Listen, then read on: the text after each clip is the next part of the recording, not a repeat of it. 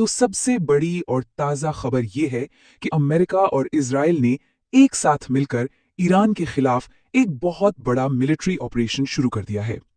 देखिए, इस बात की आशंका तो थी, लेकिन जिस स्केल पर और जिस वक्त ये हुआ है वो वाकई में चौंकाने वाला है। तो चलिए थोड़ा और गहराई में चलते हैं।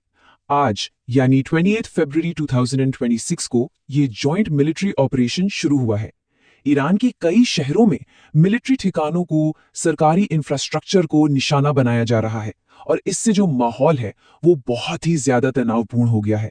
और देखिए, ये काफी दिलचस्प है कि दोनों देशों ने इस जॉइंट ऑपरेशन को अलग अलग कोड नेम दिए हैं। अमेरिकी पेंटागन इसे ऑपरेशन एपिक फ्यूरी कह रहा है, वहीं इजरायली प्रधानमंत्री के ऑफिस से इसका नाम operation roar of the lion दिया गया है।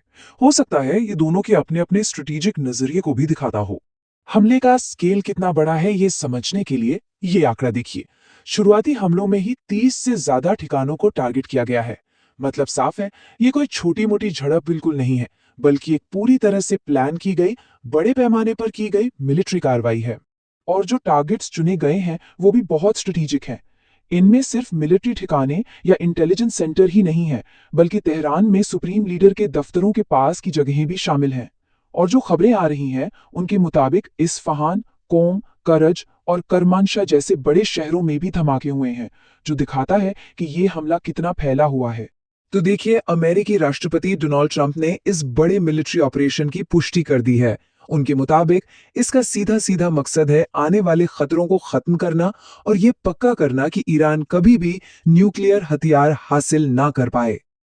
और वहीं दूसरी तरफ इजरायली प्रधानमंत्री बेंजामिन नेतन्याहू ने इसे एक प्री एम्प्टिव स्ट्राइक यानी पहले से किया गया हमला बताया है।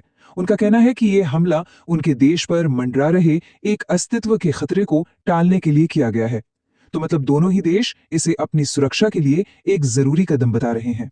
और जवाब आ चुका है। ईरान ने तुरंत जवाबी कार्रवाई शुरू कर दी है, जिससे ये पूरा संघर्ष अब एक नए और कहीं ज्यादा खतरनाक मोड़ पर पहुंच गया है। ग्राउंड पर हालात बहुत तेजी से बदल रहे हैं। ईरान ने इजराइल की तरफ ड्रोन और बैलिस्टिक मिसाइलों की पहली खेप लॉन्च कर दी है। बहरीन और कतर में जो अमेरिकी मिलिट्री बेस हैं, उनके पास भी सायरन बजने और मिसाइलें रोके जाने की खबरें आ रही हैं। और इस बढ़ते तनाव को देखते हुए इजराइल, ईरान, इराक और यूएई इन सब ने अपना एयर स्पेस बंद कर दिया है। मतलब पूरा इलाका एक तरह से थम सा गया है। ये टाइमलाइन हमें दिखाती है कि तनाव धीरे धीरे कैसे बढ़ा। देखिए, जून 2025 में इजराइल और ईरान के बीच एक 12 दिन का हवाई युद्ध हुआ था।